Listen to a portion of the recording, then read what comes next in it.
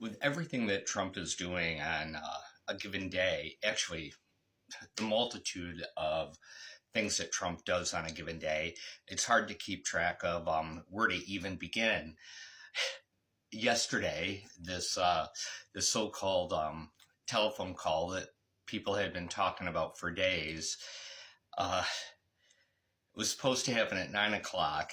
It's like he calls Putin, and the first indication that anyone should have that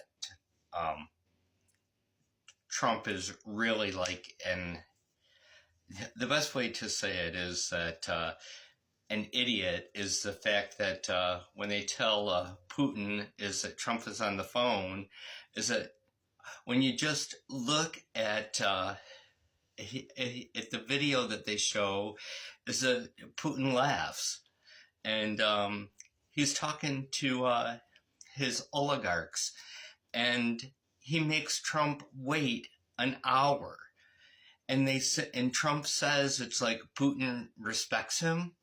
Putin doesn't respect him, and then they have a talk for an hour, and they say that they've reached an agreement for a beginning of a ceasefire, and then what happens? It's Putin launches a drone attack on Ukraine on hospitals overnight. And Trump believes that that Putin can be reasoned with. He can't be reasoned with. People should realize by now that Trump is just Putin's lackey, is that he's his lapdog, and that all that Trump is just someone who will do Putin's bidding, and that they just have an agreement. It's no one knows what that agreement is, but it's an understanding that they will both get what they want, and that's it. It's Trump is only in this for himself, and just like it was with his first presidency, it should be obvious to anyone with even a quarter of a brain that he could give a rat's ass about the American people, or any people for that matter. All he cares about is himself and those that will give money to him, such as Elon Musk and anyone else who will just stand by and let him do whatever he wants to do. The other thing today is that Trump fired the only two Democratic members of the FTC, the Federal Trade Commission. And why does he do that? It's like so that no one will raise a concern. It's like so that he can do whatever he wants. He's made it clear that he's not going to let the judicial system stand in his way. He's going to do whatever he wants. They can raise their concerns all they want. They can rule against him. He doesn't give a damn. He doesn't give a shit. He's just going to do whatever he wants. They can rule against him. They can make judgments against him. They can explain the rule of law. He doesn't care. He's going to do whatever he wants. It's Stephen Miller has laid the claim. It's his czar for the border control has laid the claim that they don't care what the judges say. They're going to do whatever they damn well please. The fact that they even say that sending people to El Salvador and laying claim that they were all gang members that were on that flight, but yet they will not prove it. We don't know if they were or if they weren't. They did it without documentation. They did it without proving it to the court before they put them on that flight. They there was nothing. They just put them on the flight and sent them there. No documentation was made. They won't show any documentation. Am I the only one in this country that's concerned by it? How would you feel if it was your son that was sent to a foreign land without any documentation or proof, and that you have no way to contact them, or you don't even know where they were sent? Would it concern you? Would it worry you if you were their parent?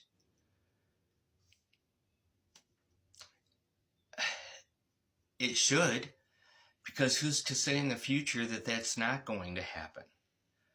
What if you had a child and you came to this country, you had a child, were born here, you're a U.S. citizen, and then all of a sudden, your son's 16, 17 years old, running with the wrong crowd, stole something from a grocery store.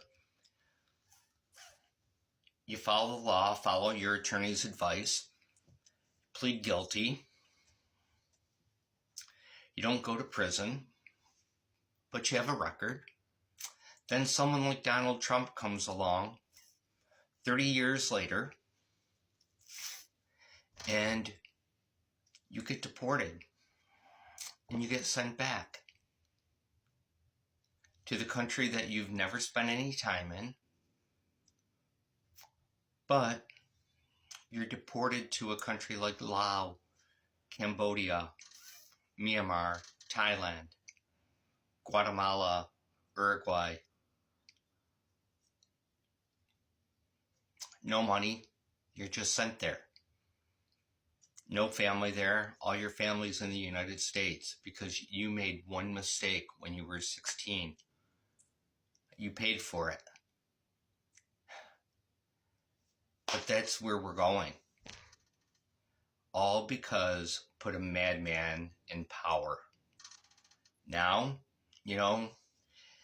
Republicans aren't showing up for town hall meetings. Democrats are going and having these meetings in place. Bernie Sanders going having these meetings, and people are all up in arms. What are we going to do? What are we going to do? What should we do? Turn the clock back to September, October of last year, when you had Kamala Harris.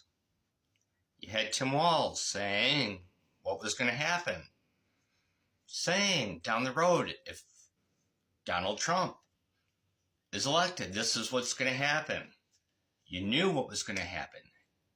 Everyone was told. Now it's happening, and everyone's saying, we didn't know what was going to happen. You did know. You were warned. Everyone was warned. You saw this was happening. Now everyone's asking, what are we going to do? You have the minority leaders of Congress. You have Schumer. You have Jeffries.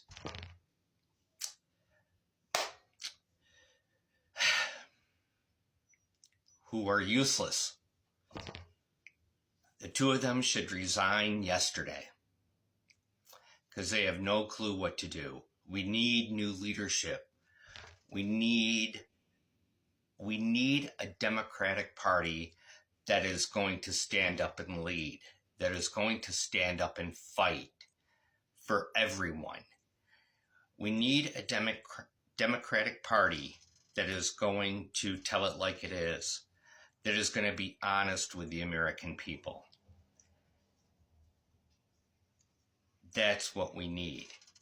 And we need Republicans, Independents, Democrats to unite and fight for the country that we all know that we should be, and that we want to be, and that we could be, and stop what Trump is doing to all of us and to the world that we live in.